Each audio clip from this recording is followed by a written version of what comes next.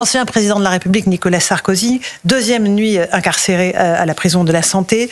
Hier, il y avait déjà eu des insultes, des menaces de mort qui ont conduit le parquet de Paris à ouvrir une enquête préliminaire. Et rebelote cette nuit, à nouveau des insultes, à niveau des menaces. On va écouter le sujet de Nicolas Roger et on en débat ensuite. On va venger Kadhafi! On encourage tout, Sarko! C'est une arrivée à la prison de la Santé difficile pour Nicolas Sarkozy. À plusieurs reprises, l'ancien chef de l'État a été la cible de menaces dans des vidéos diffusées sur les réseaux sociaux par d'autres détenus. Deux officiers de police du service de la protection des personnalités sont installés dans une cellule voisine de la sienne. Armés, ils ont été déployés pour assurer la sécurité de l'ancien président, selon le ministre de la Justice, Gérald Darmanin. Il y a un danger qui touche Nicolas Sarkozy, c'est pour ça que ces conditions de sécurité sont à regarder. Et mon rôle, et le rôle de la République, c'est de regarder ces conditions de détention. 3 détenus ont été placés en garde à vue ce mercredi. Le garde des Sceaux a évoqué hier sur le plateau de CNews l'enquête ouverte pour menace de mort. On va d'abord terminer la procédure judiciaire. D'abord, ils sont en garde à vue au moment où je parle. Ensuite, ils vont passer en comparution immédiate, j'espère, en respectant l'indépendance de la justice, qui seront fermement condamnés. Et ils seront, pour certains, en quartier disciplinaire et pour d'autres, changés de prison, parce qu'on va prendre aucun risque. Gérald Darmanin a réaffirmé son intention d'aller voir Nicolas Sarkozy en prison, tout en précisant qu'il ne fera pas du tourisme carcéral. Gauthier Lebret, c'était hier sur votre plateau que s'est déroulée l'interview de Gérald Darmanin. Je disais qu'il y a eu de nouvelles vidéos qui ont été diffusées sur les réseaux sociaux cette nuit. Donc ça veut dire que les détenus ont le téléphone portable et que le seul pratiquement qui n'a pas de téléphone portable, c'est donc l'ancien président de la République. Oui, le smartphone, le seul à pas avoir de smartphone et accès à Internet, visiblement, c'est Nicolas Sarkozy. Gérald Darmanin s'est exprimé sur la prolifération des portables en prison. Il a reconnu que c'était évidemment un échec puisque les détenus n'ont évidemment pas le droit d'avoir de smartphone et d'avoir accès à Internet. Donc c'est-à-dire qu'on a des détenus non seulement qui se filment, mais après qui peuvent le poster sur leurs réseaux sociaux, sur leur compte TikTok, leur compte Instagram. Alors évidemment, à chaque fois, ils sont repérés puisque en fonction de l'angle de vue, on peut voir où ça a été pris, où ça a été capté. Donc il y a déjà eu des gardes à vue. Gérald Darmanin, on l'a entendu dans le sujet, a annoncé qu'ils allaient changer de prison, que certains seraient mis à l'isolement. Évidemment, une enquête a été ouverte pour menaces de mort à l'endroit de Nicolas Sarkozy, puisque on va venger Kadhafi, c'est très clairement des menaces de mort. Donc on voit bien que, et c'est la première question d'ailleurs que j'ai posée à Gérald Darmanin hier, et il n'a pas dit non, que Nicolas Sarkozy est en danger à la prison de la Santé. Il est en danger. On a un ancien président en danger à la prison de la Santé. C'est pourquoi il y a 2 policiers armés en permanence à ses côtés. C'est normal, c'est le minimum. Vous avez raison. On va tout de suite partir à la prison de la Santé. Je vous passe la parole ensuite, Catherine Ney, Sarah Fenzari et Florian Doré sont sur place. On le sait, on vient de l'évoquer, ma chère Sarah, Nicolas Sarkozy a été victime de menaces de mort lors de sa première nuit.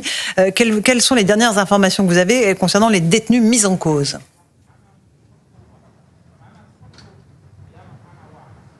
Écoutez Laurence, vous l'avez dit, Nicolas Sarkozy a vécu un début d'emprisonnement sous tension. Des vidéos ont circulé sur les réseaux sociaux avec des injures, des menaces de mort à l'encontre de l'ancien chef de l'État. 3 personnes ont été placées en garde à vue.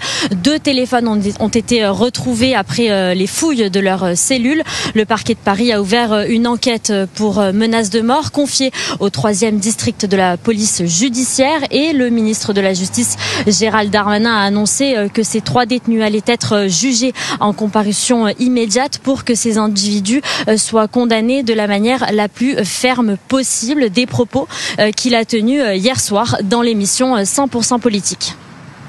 Ma chère Sarah Fenzari, avec Florian Doré sur place. Catherine Ney, on a un ancien président de la République qui donc vient de passer une 2e nuit en détention avec des menaces de mort permanentes de la part des détenus. Oui, puis du bruit, et puis une vie...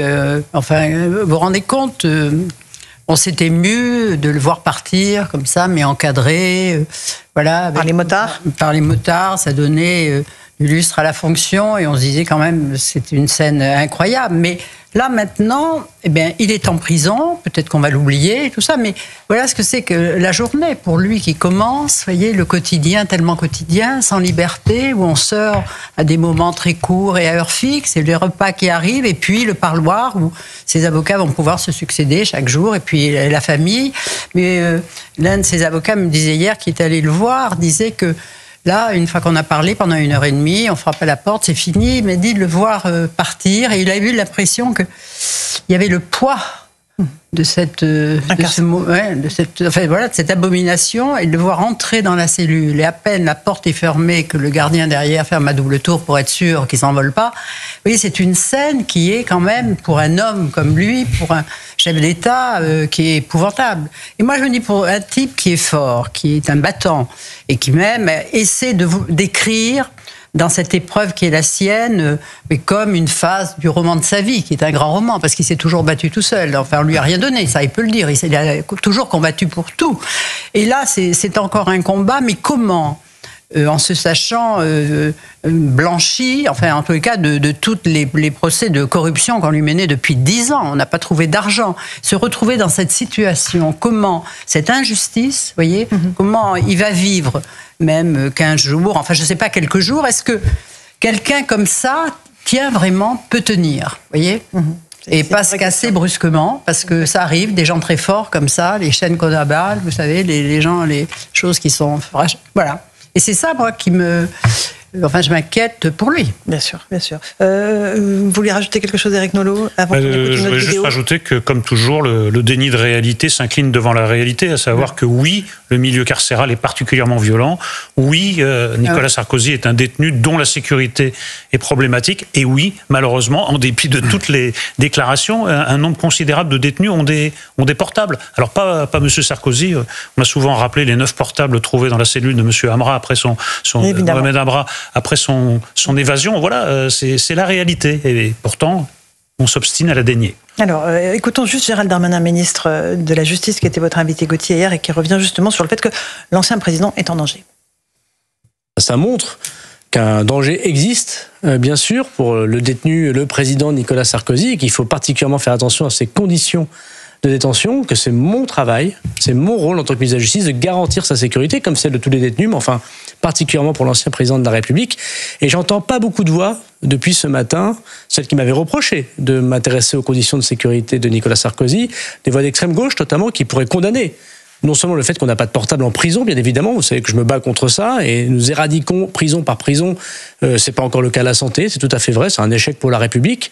Voilà pour Gérald Darmanin. Jules Torres. Bien sûr, pour avoir fait plusieurs reportages avec Gérald Darmanin lui-même dans des prisons françaises et notamment à Marseille-Baumette, je l'ai déjà vu aller voir des détenus français. Donc c'est vrai que cette gauche qui pense que soudainement Gérald Darmanin se soucie des détenus, c'est absolument faux. La preuve par le terrain, mais il va falloir qu'on ait quand même un débat sur la hiérarchisation des détenus dans notre pays. On a 134% de surpopulation carcérale en France, 188% à la prison de la Santé, et il y a des dizaines de milliers de personnes qui sont en prison, alors que d'autres qui ne le sont pas mériteraient bien davantage. Il y a des personnes qui, pour non-paiement de la pension alimentaire à leurs femmes notamment, sont en prison. Il y a des personnes qui sont des personnes qui ont été condamnées pour, par exemple, des excès de vitesse. Il y en a qui sont en prison. Donc, est-ce que ce sujet-là de la hiérarchie des détenus ne pourrait pas être opposé, dans le sens où Nicolas Sarkozy ne représente aucun danger pour la société, ne représente aucun risque de récidive. Je ne crois pas qu'il soit candidat à la présidentielle de 2027 et je ne crois pas que M. Kadhafi soit encore en vie. Donc, à un moment donné, il va falloir poser cette question-là. Est-ce que oui ou non, Nicolas Sarkozy a à être en prison? Je ne vous parle même pas de la fonction présidentielle, de la fonction de la présidente de la République, parce que c'est vrai que cet argument de on met un ancien président de la République en prison, bon, en effet, s'il avait commis un délit extrêmement grave, il pourrait aller en prison. Mais là, du reste, on a 4 chefs d'inculpation qui tombent, 3 chefs d'inculpation sur les 4 qui tombent, qui sont objectivement les plus graves du dossier. On a cette association de malfaiteurs qui est une accusation fourre-tout où on peut tout intégrer dedans.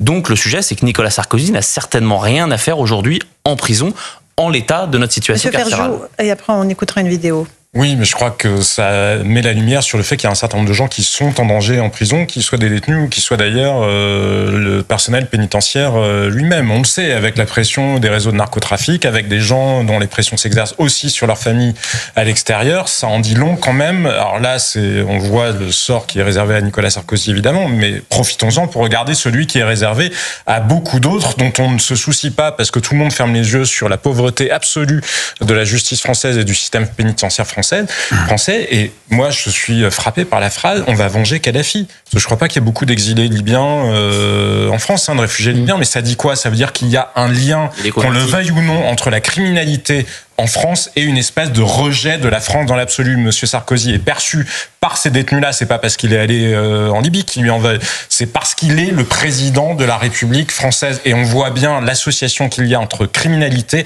et rejet, tout simplement, de notre pays. Et ça, c'est une autre réalité à laquelle il faudra bien aussi accepter de se confronter. Je vous disais qu'il y avait eu à nouveau des insultes et des diffusions de vidéos sur les réseaux sociaux cette nuit. Écoutez un tout petit extrait de ce qui s'est passé cette nuit.